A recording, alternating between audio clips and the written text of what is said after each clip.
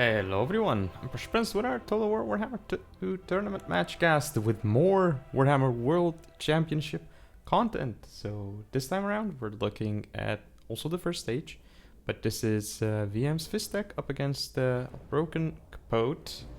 And here we have Greenskins up against Britonia. So we're going to be looking here is, well, first of all let's have a quick overview over both builds. So for the greenskins, we do have the River Troll Hag with Spirit Leech and Mither. It's a single entity. Where's the Lord? What's the Lord choice? Of course, we have Grom the Paunch with his usual, Lucky Banner, and the Great One is here. We do have a single unit of Doom Diver Catapults. We have looks like a mix of Orc War Boys and Boar Boy Biggins. Forest Goblin Spider Riders, two of them. We have a mix of frontline. Looks like mostly Orc Biggins. Yeah, 5 of them, and looks like 2 Goblins.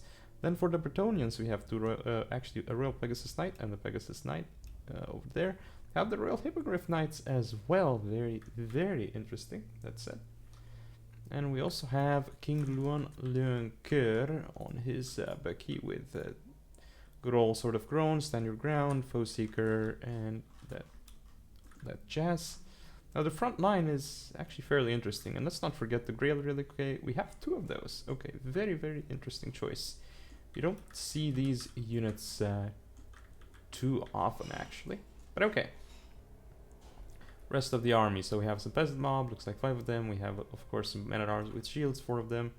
The Holy Wardens of La Maison are Mazental, like an RR battle pilgrim, and 2 foot squires. Now, let's hit play and watch that unfold. So already we see interesting choice here.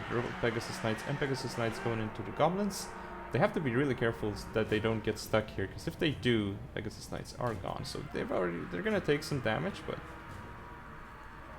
this is actually worth it, but it's fairly risky. It's starting not to be worth it though, especially if they lose models. They have to be really careful here, because this is rather crazy stuff what these Pegasus Knights are doing.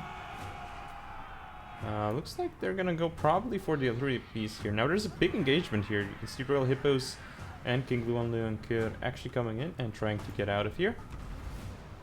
At this moment we have a nice Spirit Leech onto the Pegasus Knights. That's very, very good use of Spirit Leech there. I probably would be better on the Royal Peg Knights, but what can you do? These ones were closer and they're the ones that attack the artillery. So now ooh, that's a big hit on one of the Peg Knights. But here this engagement here is gonna go the way of Greenskins, because they're doing quite a lot of damage to Bretonians. Now here, ooh, these Peg Knights are mithered, so they're having a hard time going up. Looks like they may actually land not on purpose, because it's hard to pull out the units once they're engaged. Like flying units, once they're engaged on the ground, they kind of want to go back to the ground if just a few models are there. You can see Grom the Paunch actually almost smashing that Grail Reliquary. You're gonna see these Orc Biggins just destroying the front line. All the peasant mob are going down. Orc War Boys just did a lot of damage here. Peg Knights are probably just gonna land here at this point, because there's Spirit Leech. They're gonna go down anyway, so might as well engage. The Royal Hippos here are not doing so hot. Grom the Paunch is here. King Luan Leoncoeur coming in for a nice slam onto Grom the Paunch there. Meanwhile, the engagement elsewhere, as you can see, Greenskins are winning, but there's actually a bit of misplay here from the Greenskins not supporting with all these units. That said, this is not going to be a problem. It's like the Greenskins are doing a great job here. We should be seeing all these units coming around here, but for some reason they're not really coming in where they need to, which is over here.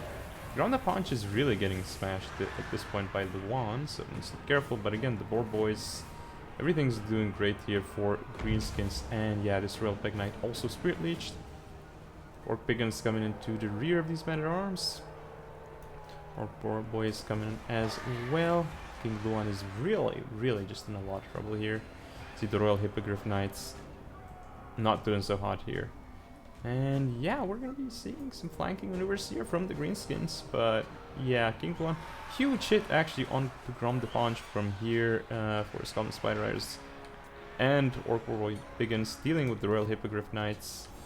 So yeah, at this point, some really good engagements for Greenskins at the start really helped this. Of course, these Holy Wardens of La Maison, pretty good unit, but I mean, what can they really do here? I see Grom the Paunch coming in probably to smash those Grail Reliquary. The Boar Boy Biggins are here slowing down Luan. Looks like there's 3 Royal Hippogriff Knights, so yeah, ballast power still quite heavily in favor of greenskins, even though yeah, Luan's in a good spot, but you know, both Luan and Grom can actually heal. We see the River Troll Hag coming in to finish off these Grail Relicae. And yeah, Grom here is going to be able to take out the Holy Wardens here. Also more Biggins coming in to rear charge the Foot Squires. So yeah, those Foot Squires won't be happy at all. Another nice charge from the Boar Boy Biggins into these Man-at-Arms. Yeah, the last Grail Relic is falling now to the River Troll Hag as expected. Oh, but here comes Luan trying to do work against the River Troll Hag. But yeah, at this point, what can there be done? You know, we see support. Yeah, King Luan is alone, and at this point, that's gonna be it. And the victory goes to the Greenskins. Well, Fisstech basically.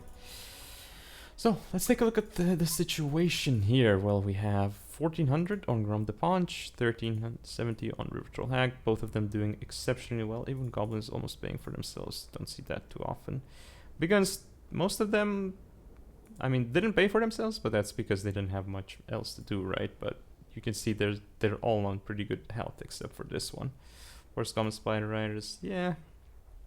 Yeah, the Cav here did a lot of work. Doom Diver couldn't do much, but it served as bait for Peg Knights, which, as you can see here, Peg Knights really had a bad game here because, yeah, I don't... it's very risky taking these 3. And this matchup is just really, really hard to use Flying Cav as Bretonnia. Now, well, actually got some decent value, all things considered. Bezemob, as you'd expect, not really. Man-at-Arms with shields, not much. Grail Relic either. Foot Squire as Unthal and Foot Squire. Yeah, like, I would not pick these 5 units here if I were as Bretonnia, like Grail Relic, Foot Squires, and as Unthal. Typically not what you want. Other than that, yeah, I mean, just some bad engagements with the Pegasus Knights. Like, the first one was actually pretty good. Was able to take down over half a Goblin unit without really taking much, if any, HP loss at all on Peg Knights. That was really good, but it all went downhill from there. Alright, so that's game 1. We'll see you in game number 2. Okay, so here we have game 2. Fisstech playing as the Dwarfs, and Albroken Capote playing as the High Elves. Now, interestingly enough, the first game was, you know, rather, Bretonnia Greenskins is, I would say it's Greenskin favored. Some people say it's Bretonnia favored. But, yeah, it depends on how each person plays, right? Now, for this one, Dwarfs against High Elves, this is quite the High Elf matchup, at least typically before the patch. I haven't really played this matchup with the new patch, which changed mass and such, which, that actually really buffed Dwarfs. But that said, it's probably still High Elf favored, I would say, and quite High Elf favored. Anyway, it's time to go over the compositions. So for Fisstech, we have, what do we have? Well, we have Gromnil the White Dwarf in play here with Smoke Bomb and Foe Seeker. Then what else do we have? Well, we have the Dragonback Slayers. We do have 2 Rangers with great weapons. One of them is the ROR. We have 2 Miners with blasting charges. A bunch of Dwarf Warriors with great weapons. I believe at least 4. And 3 Longbeards with great weapons. So this is pretty strong. But we do have some Gyrocopters with Brimstone guns out there as well. Interesting. Now for the High Elves, what do we have? Ooh, okay, interesting. So we have 3, 4, 5 White Lions of Grace. Looks like a noble on a chariot with... Actually, no, doesn't have that resistance item.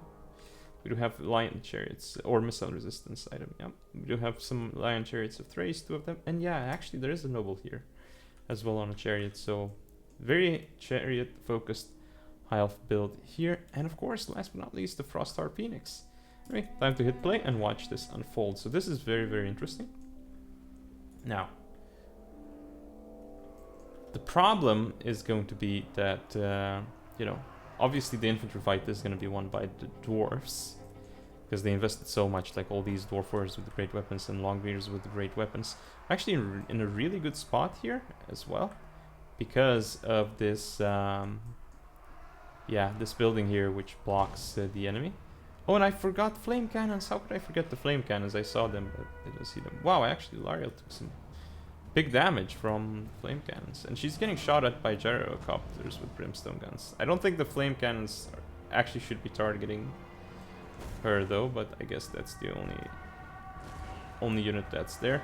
Now, the Dragonback Slayers here will try and slow down these chariots. As you can see, the chariots, they're just gonna waltz through noble chariot and lion chariots of Thrace. But as you can see, they're actually getting slowed down here. If this was pre-patched, they would not get slowed down that much. Crossstar Phoenix actually chasing the gyros.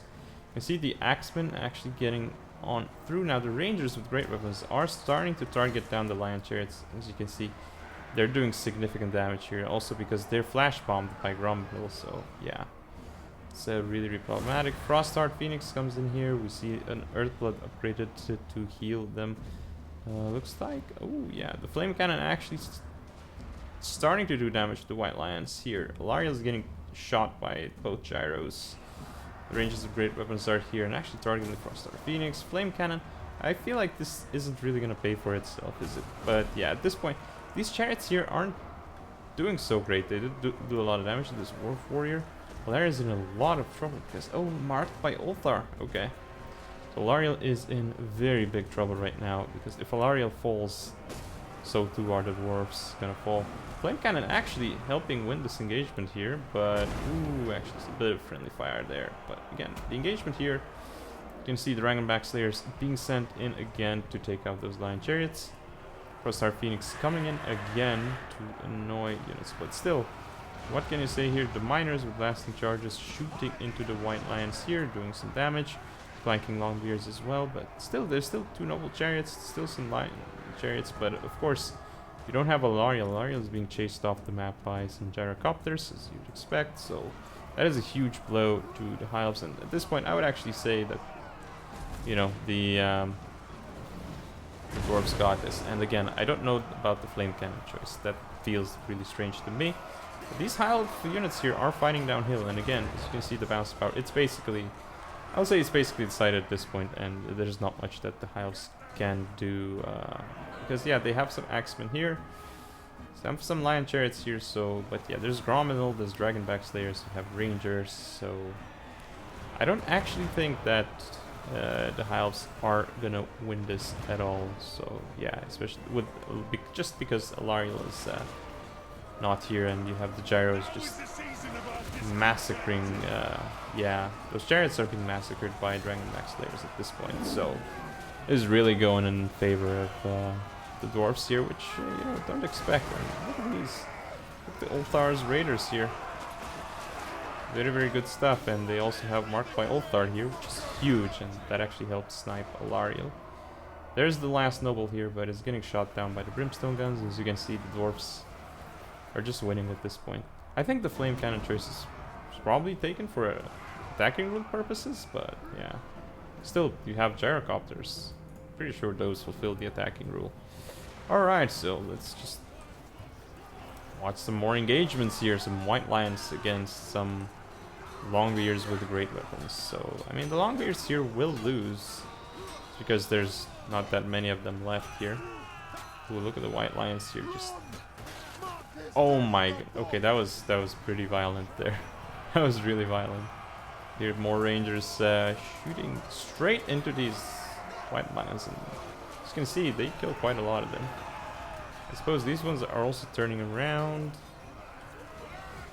Yep, here comes Gromriddle with a nice charge into all of these units. And nobles coming in, but they're really getting shot by the brimstone guns here. Is that a flash bomb? And does it actually hit the noble? Yeah, it does actually hit the noble here, which is huge. So yeah, also marked by Ulthar, so bye-bye chariot, I guess. At this point, yeah, all the debuffs, 0 melee defense, by the way. Well, it's actually running away now, so yeah. But that's it. That is it. The dwarves take the match, and Fisstech wins this 2-0.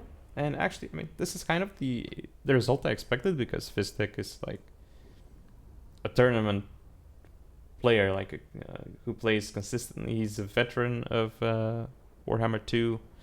He actually won the latest ever chosen, so really, he's a force to be reckoned with. So I did expect a 2-0 here because I don't know his opponent. Although his opponent, I do think, did pretty well here, considering, I mean, that was not a bad build in this matchup. Like, you want chariots, you want nobles with chariots, and Alara's good, and 5 axes. Like, it's a pretty decent build, I'd say, for this matchup. But that said, Fisstech won a hard matchup. Anyway, time to go over the how the units did. So yeah, Dwarf Warriors, didn't expect them to do well here, but yeah. Longbeard's doing much better, and of course the Jarok with Brimstone guns to work flame cannons. I don't know why they were here. Not sure. Ranges of great weapons, Dragonback Slayers. Yeah. Oh my goodness, look at Altar's Raiders. Yeah, that was pretty darn good. Alright, so that is the match. Hope you all enjoyed. Don't forget to comment, rate, and subscribe. Follow me on social media. I shall see you all next time.